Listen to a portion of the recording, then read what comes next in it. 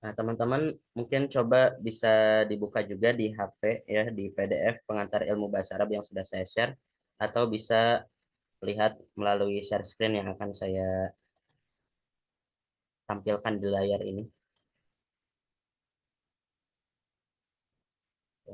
Share screen-nya sudah bisa terlihat ya? Apa terlihat?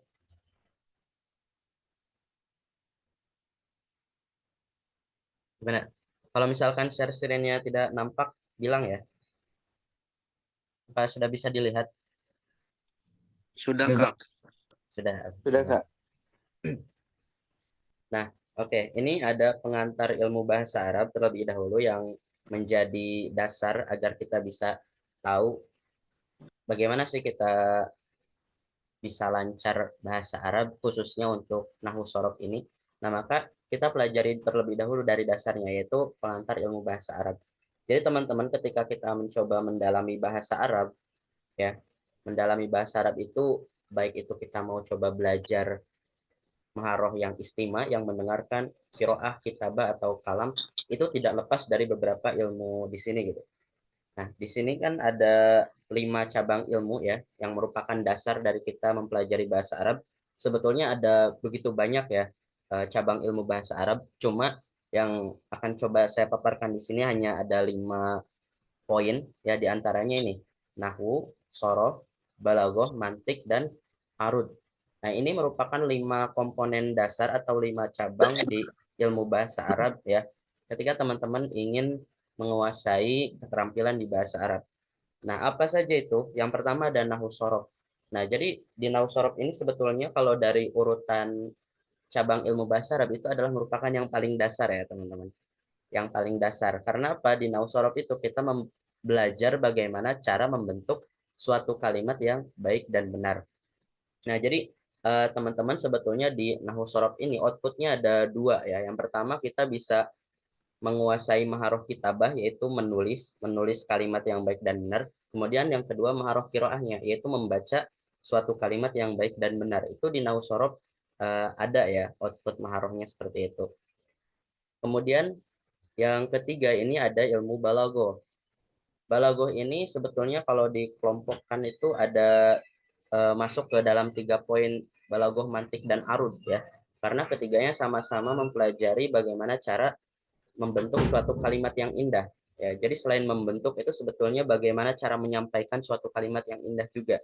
Jadi di 3 ilmu ini, balagoh, mantik, arud, itu adalah mempelajari dari maharoh kalam, bisa juga kitabahnya juga dapat gitu ya. Jadi di balagoh, mantik, arud itu kitabah dapat dan kalamnya juga dapat gitu. Adapun kalau istima, ya istima itu kan mendengarkan ya. Ini semua cabang ilmu bahasa Arab pasti kan nanti didengarkan juga oleh kita. Jadi di situ juga termasuk haro istimanya. Nah, bicara soal cabang ilmu bahasa Arab ya, mungkin di nahwu sorof itu ibaratnya kita belajar bagaimana cara membentuk suatu kalimat yang baik dan benar gitu.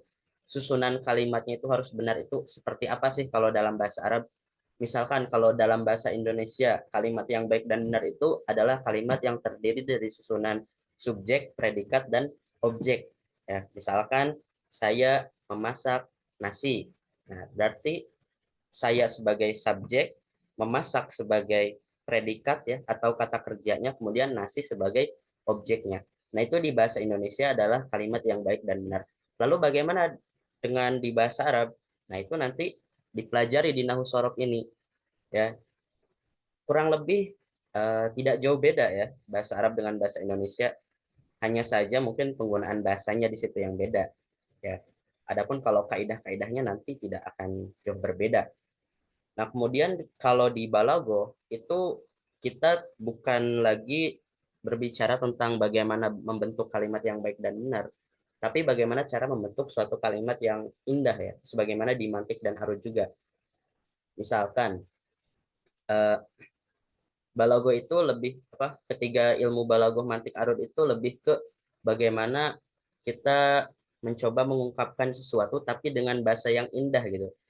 Dan di situ kita tidak memperhatikan susunan subjek predikat objek lagi. gitu. Misal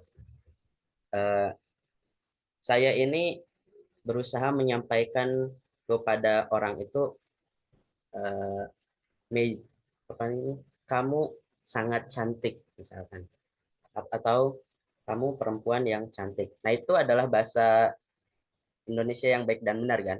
Cuma kalau di Balagoh Mantik Arut kita tidak memakai kaidah seperti itu ya. Ini saya contohkan di bahasa Indonesia dulu ya. Kita bisa mengungkapkannya dengan bahasa yang lebih indah. Kamu bagaikan purnama.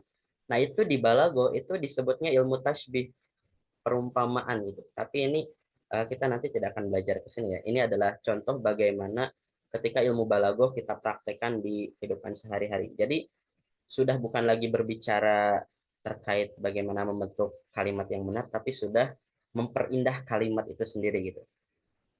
Ya. Nah, oke teman-teman, sampai sini apakah bisa dipahami ya? Intinya, nausorof itu yang akan kita pelajari adalah bagaimana cara membentuk suatu kalimat yang baik dan benar, termasuk di dalamnya nanti kita juga belajar membaca ya, membaca bagaimana supaya kalimat yang kita baca itu sesuai dengan makna, sesuai dengan kaidah. Nah, kalau balagoh mantik arud seperti yang tadi saya sampaikan, kita sudah belajar bagaimana mengungkapkan, bagaimana membuat suatu kalimat yang biasa saja menjadi suatu kalimat yang indah tanpa merusak makna yang ada di dalamnya.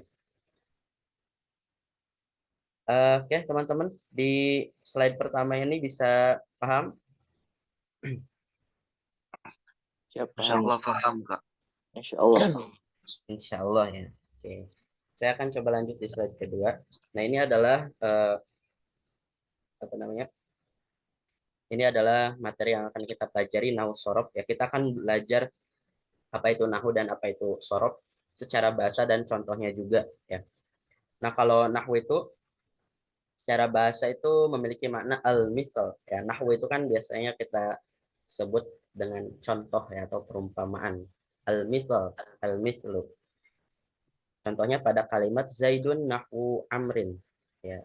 Zaid seperti Umar. Jadi makna nahu ini adalah al-misal ya. Seperti lafaz kaf. Kaf itu juga memiliki makna al-misal ya, perumpamaan seperti Zaidun ka amrin, Zaidun mislu amrin, Zaidun nahu amrin itu memiliki makna yang sama. Zaid seperti Umar. Nah, ini secara bahasa nahunya. Kalau sorof secara bahasa itu memiliki makna tagoyur ya. Tagoyur itu berarti perubahan ya. Perubahan atau eh, makna perpisahan juga bisa ya. Karena di Al-Quran juga ada. Oh ya, teman-teman mungkin bisa Ustaz di lagi belajar. mute ya. Yang mic-nya masih nyala bisa di mute. Oke, terima kasih. Saya lanjut. Kalau sorof ya itu secara bahasa memiliki makna tagoyur ya. Di Al-Quran disebutkan wa tasrifir yahi ila akhir. Ini ada di surat Al-Baqarah kalau tidak salah ya. Memiliki mana perpisaran angin ya atau perubahan angin. Ya. Kalau tidak salah ayat ini menjelaskan tentang bagaimana eh, turunnya air hujan ya, bermula dari air di apa menguap, kemudian awan itu di apa dianginkan ya, terbang oleh angin, oleh perubahan angin hingga turunlah hujan. Nah, ini adalah sorot secara bahasa. Ya, setelah kita belajar secara bahasa, mari kita coba memahami nahwu secara istilahnya atau secara ilmu nahwunya itu sendiri gitu. Nah, nahwu ini ya perlu dipahami adalah suatu ilmu yang memang mempelajari tentang jabatan kata dalam kalimat dan juga harokat akhirnya. Jadi teman-teman di dalam bahasa Arab atau di kitab-kitab kuning yang berbahasa Arab itu setiap kalimat ya setiap kalimat yang kita baca itu memiliki jabatan ya memiliki jabatan atau kedudukan. Nah, apa itu jabatan atau kedudukan? Jabatan atau kedudukan itu yang berupa mubtada, khobar, fi'il, fa'il, ya, dan seterusnya itu disebut dengan jabatan atau kedudukan kalimat.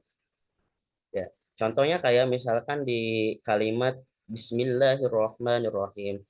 Nah, itu kalau kita coba preteli ya, preteli itu kita bongkar satu persatu ya. Itu bismillah itu terdiri dari beberapa macam kalimat. Ada huruf ba, kemudian ada apa? Bukan huruf ba ya. Ada kalimat ba.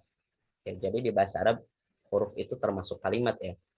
Ada kalimat ba, ada kalimat ismun, ada kalimat Allahi, kemudian ada kalimat ar-Rahmani, dan ada kalimat ar-Rahimi.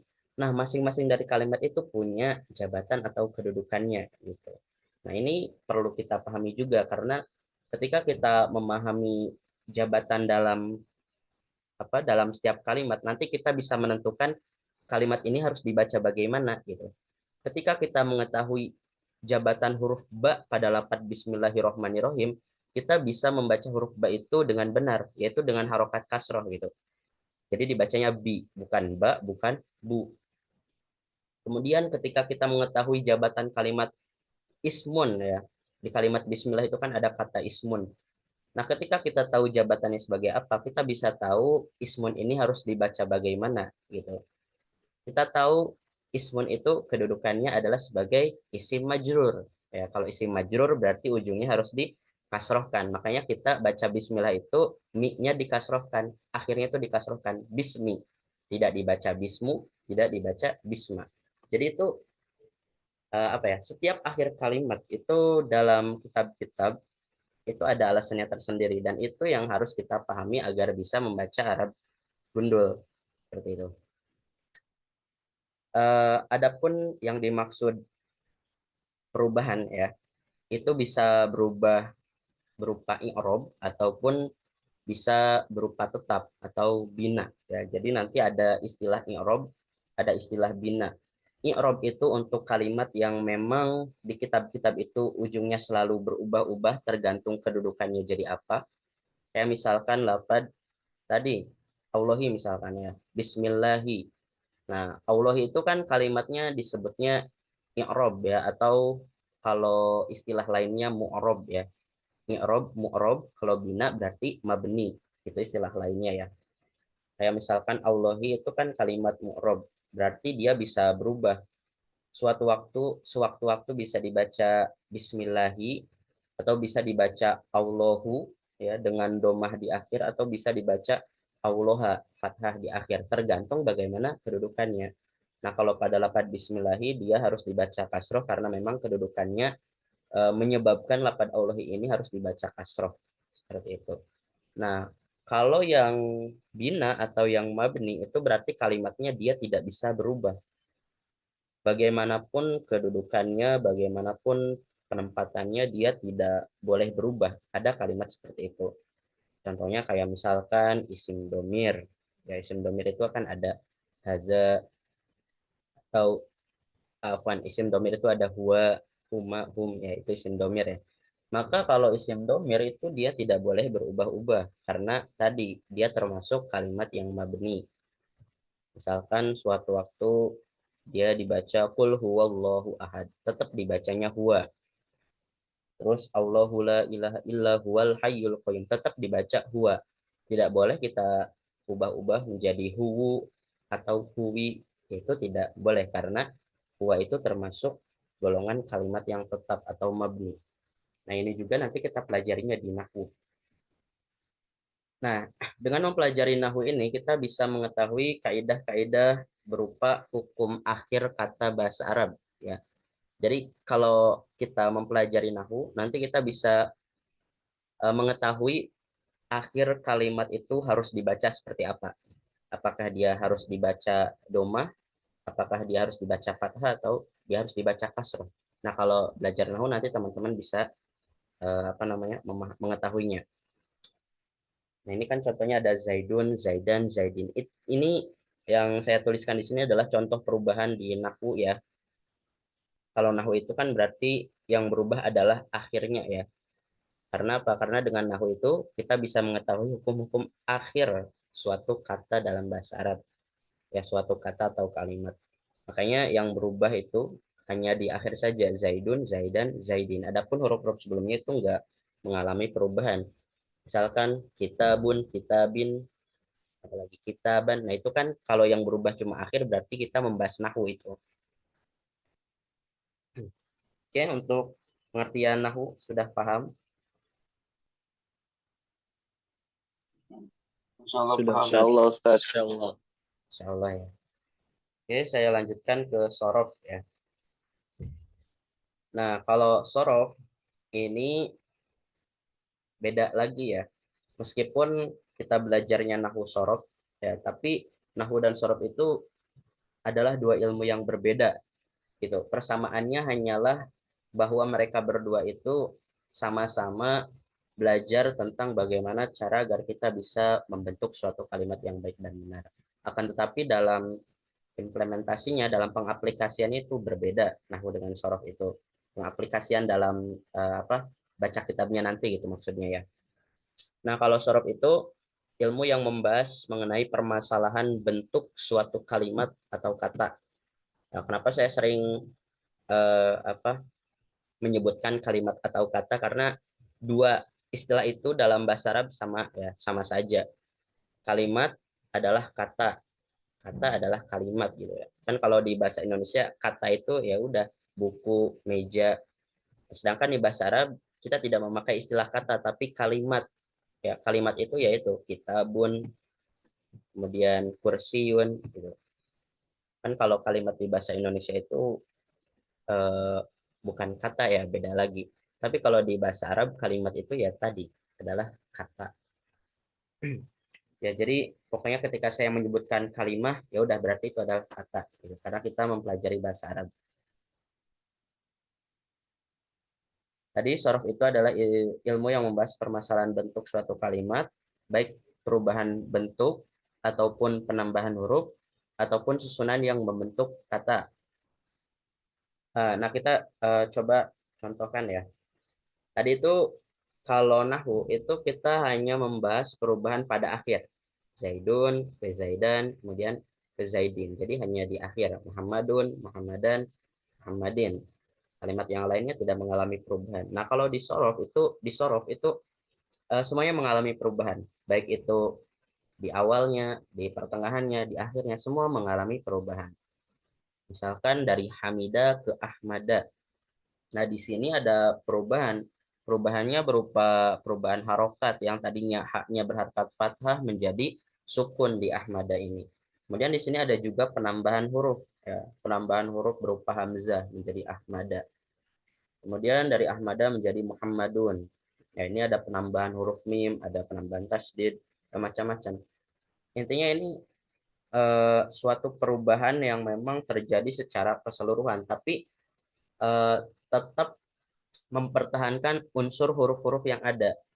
Ya, huruf apa saja yaitu huruf H, Mim, dan Dal itu tetap dipertahankan hanya pada kalimat-kalimat tertentu dia mengalami penambahan atau perubahan dari harokatnya saja. Tapi unsur unsur pentingnya itu tetap ada. Unsur penting itu maksudnya jadi huruf asalnya itu tetap ada.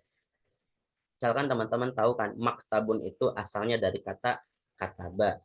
Ya, kataba yaktubu katban bahwa katibun wadaka maktubun uktub la taktub maktabun maktabun miktabun. Nah, itu sorof yang kita bahas ya. Tadi itu tasrif namanya, tasrifan. Kemudian jalasa yajlusu julusan. Nah, itu adalah sorof. Yang kita bahas adalah sorof. Jadi mempelajari perubahan bentuk secara keseluruhan tapi tetap mempertahankan huruf-huruf asalnya, huruf-huruf aslinya.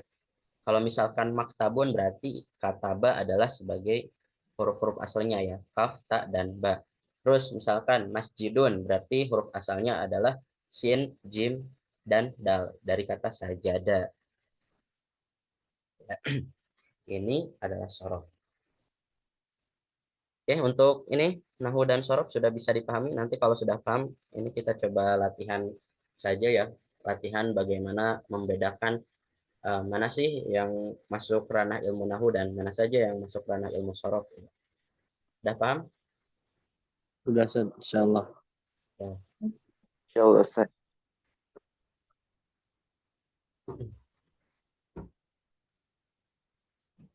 Jadi kalau dirasa sudah paham, kita coba latihan sebentar ya. Ini latihannya adalah bagaimana teman-teman bisa menentukan perubahan mana yang masuk di ranah ilmu nahu dan perubahan mana yang masuk dalam ranah ilmu sorof.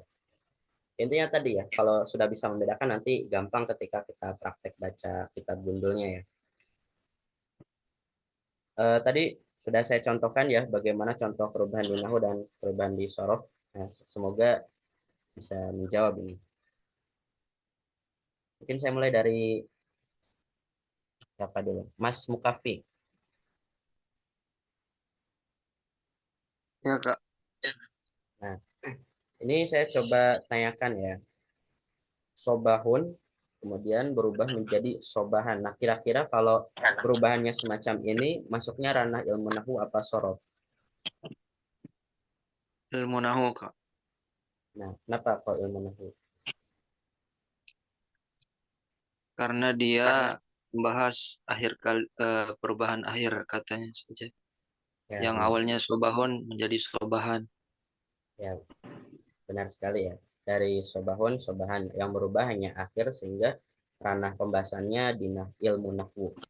Oh ya, sedikit tambahan ya teman-teman, kalau perubahan di nahu itu tidak menyebabkan perubahan pada makna ya. Misalkan ini sobahun ke sobahan, maknanya tetap pagi gitu. Tidak sobahun menjadi pagi kemudian sobahan menjadi siang, enggak. Maknanya tetap sama.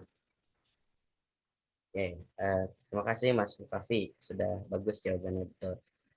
Kemudian Mas Abdurrahman Ahmad, Mas Ahmad. Ya, Ada. Ustaz. Ada. Nah, yang kedua ini ada perubahan dari nasoro ke unsur. Nah, kira-kira perubahan semacam ini masuk ranah ilmu apa? Karena ilmu sorof, Ustaz. Ya, ranah Karena ilmu sorof mengalami perubahan bentuk. karena mengalami perubahan bentuk. Ya, ini berlawanan dengan nahu ya. Kalau tadi saya katakan bahwa nahu perubahan di nahu itu tidak menyebabkan perubahan pada makna, maka kalau di sorof itu perubahannya menyebabkan perubahan pada maknanya pula. Nah, kira-kira Mas Abdurrahman Ahmad kalau nasoro maknanya apa dan unsur maknanya apa kira-kira tahu nggak? Belum tahu, Ustaz. Ya, belum. Jadi kalau untuk nasoro ya itu bermakna telah menolong ya karena di ilmu sorof ya kita akan belajar bahwa nasoro itu adalah bentuk kata berupa fi'il madi namanya. Ya, kalau fi'il madi berarti itu menunjukkan suatu pekerjaan yang memang telah berlalu maka maknanya pun telah menolong ya. Kalau di terjemah bebas sebetulnya kita bisa mengartikan hanya menolong saja gitu ya menolong tapi di situ menolongnya itu menunjukkan bahwa memang telah dilakukan gitu sesuatu yang telah dilakukan telah lampau. Nah kemudian kalau unsur ya meskipun memang sama-sama berasal dari kata naso dan ro juga ya tapi maknanya beda karena sudah mengalami perubahan bentuk ya sebagaimana yang tadi disampaikan Mas Abdurrahman Ahmad ya, perubahan bentuk maka maknanya pun berubah. Tadi Nasoro telah menolong, kalau unsur tolonglah menjadi sebuah perintah. Nah, ini nanti di ilmu sorof bentuk katanya dinamakan fi'lun amrin ya, fi'il amar. Kata kerja yang menunjukkan perintah ya. Unsur tolonglah. Kalau misalkan dari kata jalasa, jalasa telah duduk berarti ijlis fi'il amarnya duduklah. Jadi sama-sama menunjukkan perintah. Meskipun memang dari kata tolong gitu ya, tapi maknanya beda. Kalau yang tadi kan menolong sesuatu yang telah lalu juga. Nah, kalau unsur itu kan memerintah duduk apa memerintah menolong. Jadi ada perubahan makna di situ. Ya lanjut. Terima kasih Mas Abdurrahman Ahmad atas jawabannya. Lanjut Mas Faiz, Faiz Maulana. Ada Mas Faiz Maulana. Hadir. Lihat yang ketiga sogiruna dan sogirina. Nah, ini ada perubahan ya. Nah, tapi ini perubahannya masuk ranah nahu apa sorof? Karena nahu Ustaz. Ya, alasannya kenapa? Karena hanya berubah di akhir kalimat. berubah di akhir kalimat. Apa yang berubah? Waw dan ya. Ya. Sogiruna menggunakan wawu, kemudian sogirina menggunakan ya. Ada perubahan di sini. Jadi apa namanya? Meskipun akhirnya tetap sama ya, maksudnya huruf nunnya ini tetap sama gitu. Tapi jangan terkecoh ya. Yang dimaksud akhir itu ini huruf waw ini ya, waw dan ya ini. Karena asal kata sogiruna ya sogirun gitu ya. Si ro ini adalah huruf akhir dari huruf aslinya kan. Sogiruna huruf aslinya sod, gin dan ro gitu. Nah, ini waw ini kan berada di akhir setelah huruf ro-nya. Jadi tetap masuk kategori nahu, tidak sorof ya. Dan dilihat dari maknanya pula ini tidak menyebabkan perubahan. Sogiruna dan sogirina tetap bermakna orang-orang yang kecil ya. Oke, terima kasih jawabannya Mas Faiz. Saya lanjut.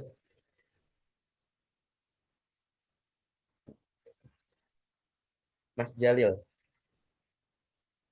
ada.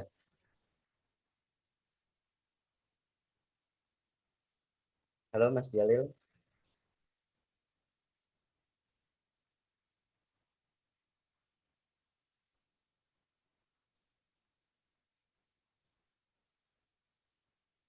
Gak ada Mas Jalil. Kalau gak ada, saya lanjut. Mas Fadli Albari. Mas Fadli. Naam, Ustaz.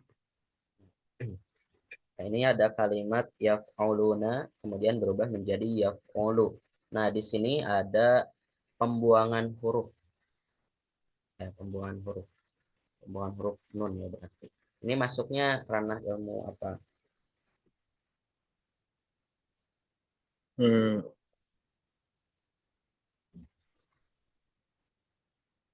Nahwu. Ilmu nahwu. Alasannya kenapa? Selain Hmm. dia ada pembuangan huruf, apalagi alasannya? Oke.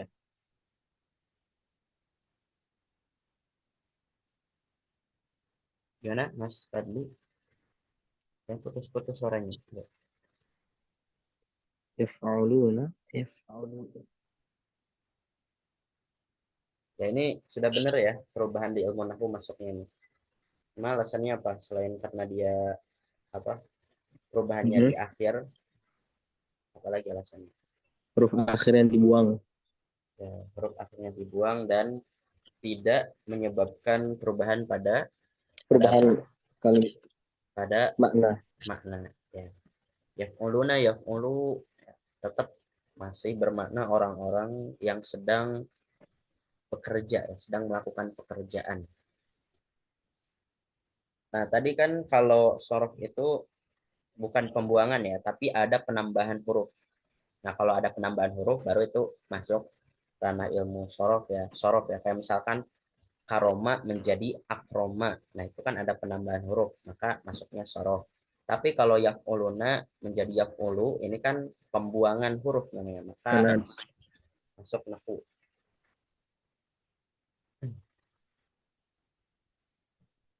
Ya, terima kasih jawabannya Mas Fadli. Kita lanjut lagi yang Mas ini Mas Rafli. iya, Ustaz. Qatilun maktulun. Ini masuk ranah ilmu nahwu atau sorof? Sorof, Ustaz. Kenapa alasannya? Karena perubahan kalimatnya yang sangat signifikan serta namun intinya sama. Ko dengan tanya ko sama tanya masih ada, namun perbedaan kalimat gitu jadi. Tuh, ada perubahan yang signifikan, ya semua berubah, ada penambahan huruf, ada perubahan harokat dan lain-lain. Dan plus dia menyebabkan perubahan pada makna. Ya betul tadi tetap ada kata yang apa huruf yang dipertahankan yaitu kof, ta dan lam. Ya, jadi ada 3 huruf ya. Semua dalam bahasa Arab, semua kalimat dalam bahasa Arab itu eh, terdiri dari 3 huruf yang menjadi unsur ya. Kebanyakan terdiri dari 3 huruf yang menjadi unsur yang kayak tadi. Unsur tetap dari na, so, dan ro. Kemudian apa yang tadi sudah itu sobahan tetap dari sod, ba, dan a. Sogirun dari so, go, sama ro. Jadi itu adalah 3 asal yang memang setiap kalimat di bahasa Arab itu pasti memiliki itu. Yang enggak semua sih, maksudnya kebanyakan ya, kebanyakan. Qatilun maktulun. Qatilun artinya ada yang tahu nggak apa? Pembunuh, Ustaz. Orang yang membunuh. Pembunuh atau orang yang membunuh. Kalau maktulun, Orang yang dibunuh. orang yang dibunuh. Nah, jadi jelas ya ada perubahan makna di sini.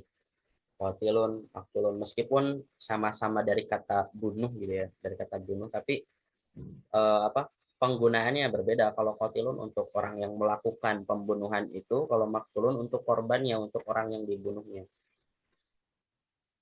Oke, terima kasih jawabannya Mas Rafli. Selanjutnya Mas Muiz ya. Udah tadi ya. Udah Ustaz. Lanjut Mas Rogib. Ya, Ustaz. Bashirun, Bashirin. Nah, ini perubahannya nahwu atau sorof. Nah, Ustaz, Kenapa? karena berubah cuman domah ke kasroh. Lemah menjadi kasroh.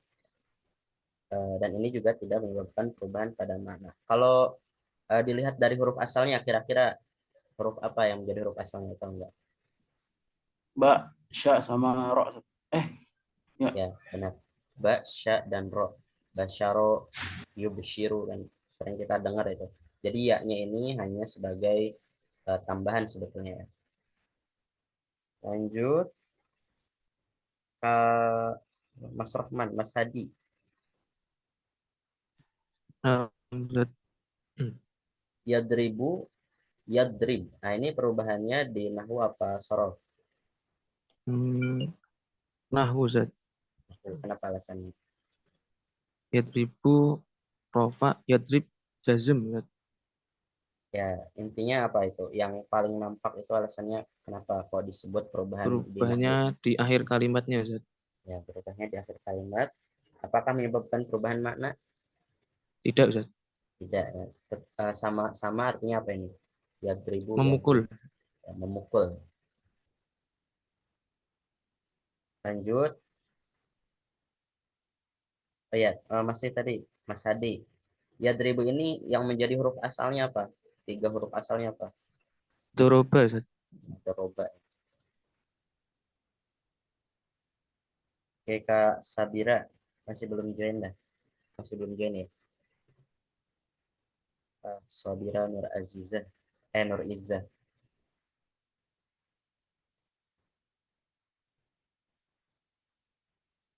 Lanjut Kak Silawatun Aini.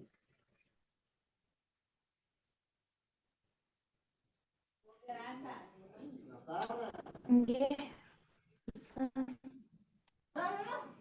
Kitabun Kutubun. Nah, ini masuk ranah ilmu apa? Kalau aku sih sorof ya mungkin. Kenapa ragu? Alasannya Iya. kenapa alasannya? Coba dilihat dari alasannya. Karena dia berubah secara makna sama baris. Ya, secara makna perubahannya seperti apa? Kitabun dan kutubun apa maknanya? Kitabun artinya buku. Kalau Kalau kutubun, kutubun enggak tahu, Sus. Belum tahu. ya. Kalau ini adalah perubahan dari mufrad ke jamak ya. Betul, sama-sama masuk ranahnya ilmu sorof karena yang berubah bukan hanya pada akhir tapi pada keseluruhan Makna. secara harfi dan makna juga. Kitabun satu buku ya, mufrad. Kalau ini kan jama berarti banyak buku atau buku-buku. Kitabun kitabul fikhi, satu buku fikih. Kalau kutubul fikhi berarti buku-buku fikih. Nanti makna terjemahannya pun akan beda ya. Juga ini masih ada banyak ya. Nanti teman-teman coba pelajari sisanya ya, kayak koimani menjadi koimaini, ini masuk ranah ilmu apa, koimun, koimuna ranah ilmu apa. Nanti coba teman-teman jawab secara mandiri ya. Kalau misalkan ada yang dibingungkan bisa japri saya untuk tanya-tanya atau apa gitu bila ada yang belum dipahami. Nah, intinya di latihan kali ini, di pertemuan kali ini, kita harus bisa membedakan bagaimana sih bentuk perubahan di ilmu nahu dan bagaimana perubahan bentuk di ilmu sorof. Dan yang pastinya setiap perubahan yang saya contohkan ini ada alasan tertentunya ya. Ada sesuatu yang memang menyebabkan dia berubah gitu. Berubah dari segi harokat, dari segi bentuk kalimat, dan dari segi makna itu ada penyebabnya. Enggak secara tiba-tiba unsur dalam kalimat itu tiba-tiba dibaca unsur itu. Tapi ada penyebabnya. Entah itu karena dia kedudukannya mengharuskan dia dibaca seperti itu, ataukah ada amil, ya amil itu berarti kalimat lain gitu ya. Ada kalimat lain yang menyebabkan si kalimat ini dibaca demikian dan lain sebagainya. Intinya setiap perubahan selalu ada penyebabnya. Setiap mu'rabnya kalimat ya, perubahannya kalimat selalu ada penyebabnya ya. Ada pertanyaan sampai sini?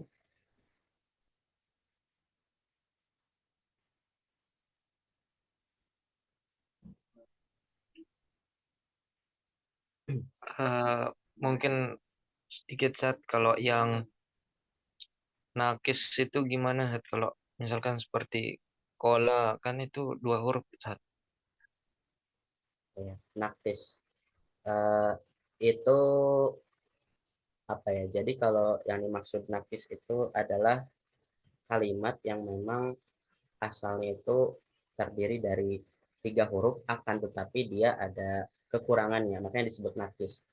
Yaitu di ilmu sorof, ini masuknya ilmu sorof ya, kalau kita bahas nakis itu kayak kola, kemudian ba'a, yaitu ilmu sorof, dan dia ada kekurangannya. Kekurangannya apa? Dia ada yang disebut huruf ilat. Ya, huruf ilat itu adalah huruf-huruf yang menyebabkan suatu kalimat itu menjadi tidak seperti biasanya gitu kan. Kalau misalkan kita ketika kita nasrif doroba yadribu dorban wa madroban fahuwa doribun, kayak enak gitu. Tapi ketika kalimatnya dimasuki huruf ilat ya, huruf ilat, maka dia kayak aneh gitu, kayak pola pola yaqulu qaulan wa maqalan fahuwa qailun wa zaka maqulun. Jadi kayak ada yang kurang gitu. Tapi kalau dari segi asal itu sebetulnya tetap ya, pola itu terdiri dari 3 huruf. Ya, hanya saja memang salah satunya berupa huruf ilat. Apa itu huruf ilat?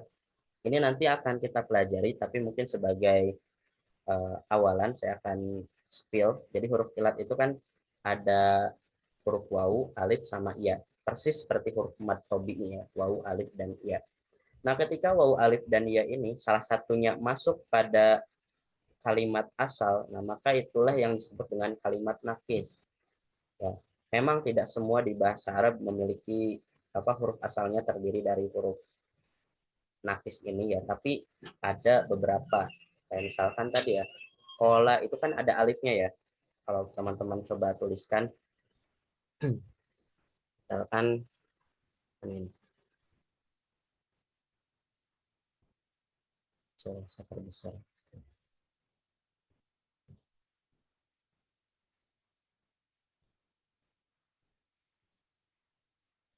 Coba perhatikan ini.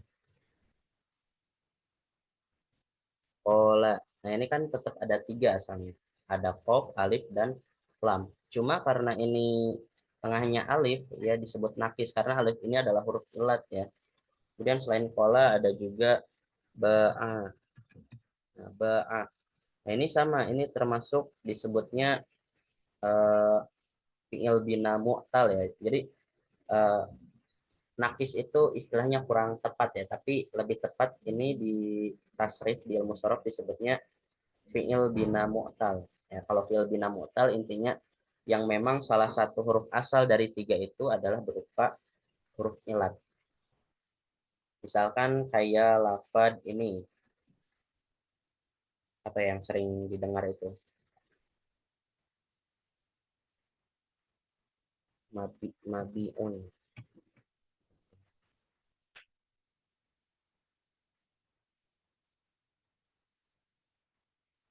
Mau idun ya, saya kasih contohnya itu ya. Bentar.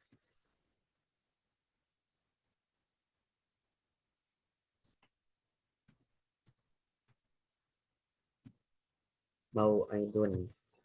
Nah, mau idun ini kalau coba teman-teman cari huruf asalnya ada huruf wawu, ain sama dal. Berarti apa? Wa ada. Nah, wa ada ini masuk kategori fi'il bina mu'tal karena salah satu huruf asalnya berupa huruf ilat itu huruf wawu. Ya. Meskipun memang ketika kita membaca suku katanya itu ada tiga, wa ada, ya tidak seperti ba'a, kola. Itu kan ketika kita dengar suku katanya cuma dua, gitu kan. Tapi pada dasarnya tetap ya, semuanya ini terdiri dari tiga kalimat asal. Terdiri dari tiga kalimat asal, hanya saja salah satunya berupa huruf ilat. Gitu. Ada juga yang akhirnya misalkan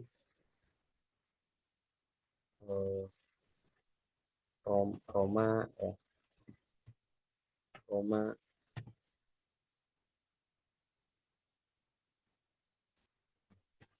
Nah, Roma ini malah sama ini kayak pola cuma dua suku kata, hanya saja ini secara penulisan terdiri dari tiga asal huruf ro, mim, sama di sini ada iya ilhak atau alif bengkok ya di akhir. Nah, ini adalah fi'il bina mu'tal juga ini. Cuma mu'talnya terletak pada akhir Roma, makanya dia harus dibaca panjang. Mungkin begitu penjelasan dari saya. Gimana, apa mungkin bisa dipahami?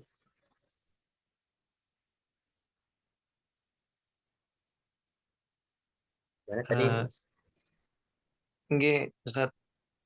Berarti semuanya itu 3 huruf berarti ya, Ustaz, Ya, semuanya itu tiga huruf. asalnya. Tidak ada apa ya?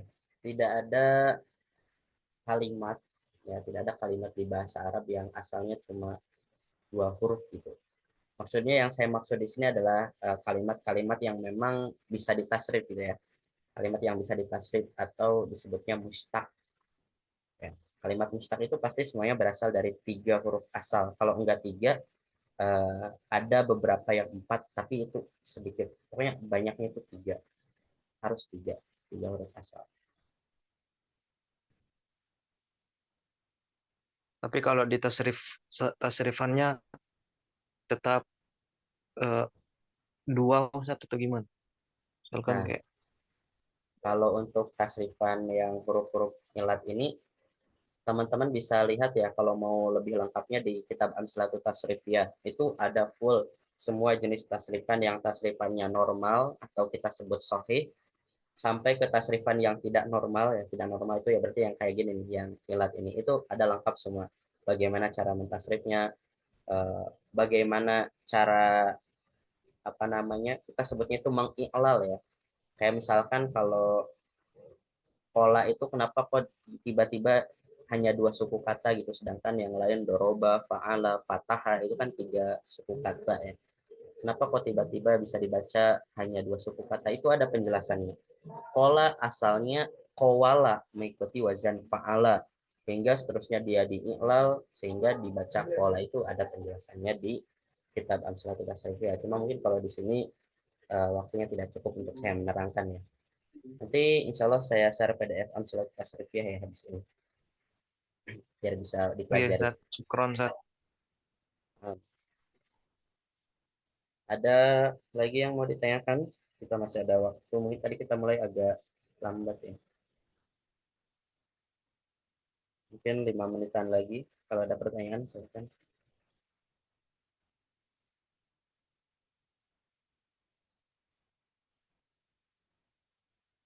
atau sudah cukup barangkali untuk pertemuan hari ini.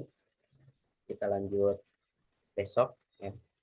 Jadwal kita setiap Sabtu Minggu ya, bisa dipasang alarm notifikasi atau apa Sabtu Minggu setiap pukul 19.30, tapi mungkin karena banyak yang masih waktu isya ya jam segitu, mungkin kita bisa agak mulai 19.45-an lah.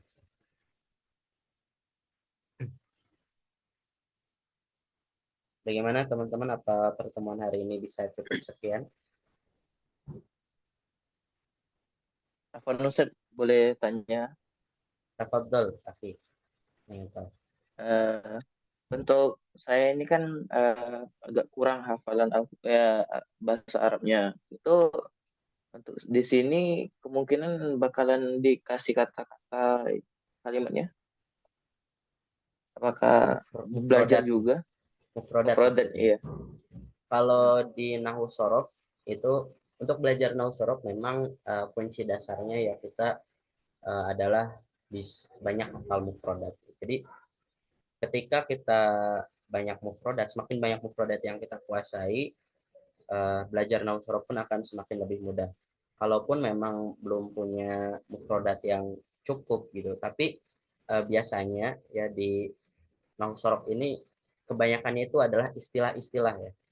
Jadi kita mempelajari istilah-istilah yang ada di Nahwu Shorof gitu. Kalau mufrodat itu kan nanti dipelajarinya di kelas muhadasa gitu ya, kelas percakapan.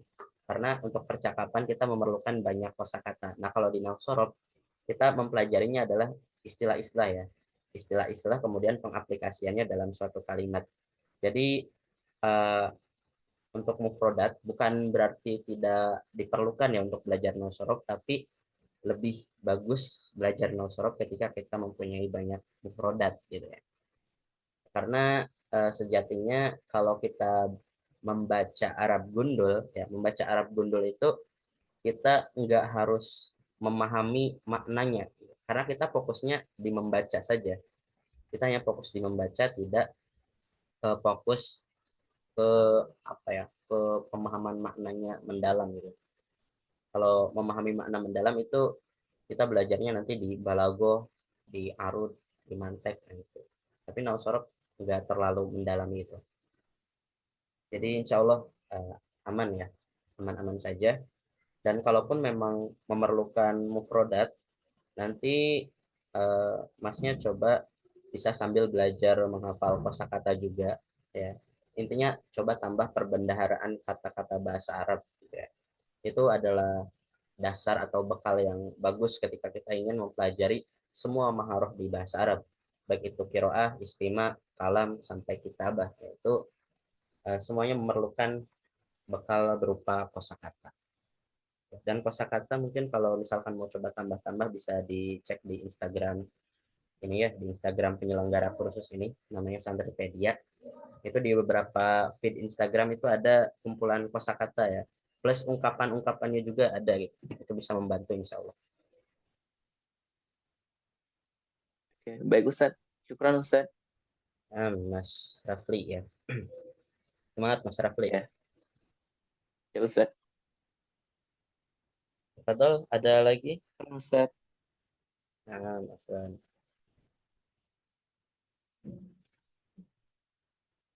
Kalau tidak ada, apa bisa dicukupkan sekian? Ya, sebelum kita akhiri, kita ini dulu ya, sesi foto bersama dulu. Teman-teman yang hadir bisa tolong on cam sebentar ya, mau ambil gambar terlebih dahulu. Tunggu yang lain, biar saya ambil gambar sebentar. Kak Silawatun, Kak Jalil, Mas Jalil ya, Mas Abdurrahman, Mas Rogib, ya, dan lain-lain. Minta tolong on cam sebentar.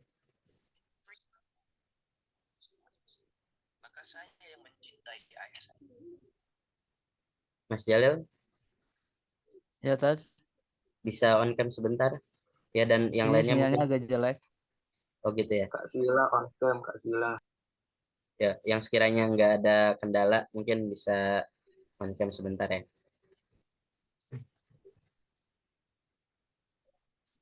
Coba saya hitung ya. 1, 2, 3. Lagi mungkin sambil bergaya. 1, 2, 3. Oke. Siap. Terima kasih atas waktunya untuk pertemuan kali ini. Semoga bermanfaat. Sampai jumpa di pertemuan kedua besok, insya Allah. Jaga kesehatan. Semoga pertemuan kali ini bisa menambah sedikitnya ilmu yang kita miliki. Mohon maaf bila ada Amin. kekurangan dari saya. Akhirul kalam. Ihdinas siratal mustaqim. Wabillahi taufiq wal hidayah. Wassalamualaikum warahmatullahi wabarakatuh. Waalaikumsalam warahmatullahi wabarakatuh. Syukran, Ustaz. wabarakatuh. Syukran, Ustaz. Wan, ya, teman-teman boleh meninggalkan Zoom meeting ini ya. Ana izin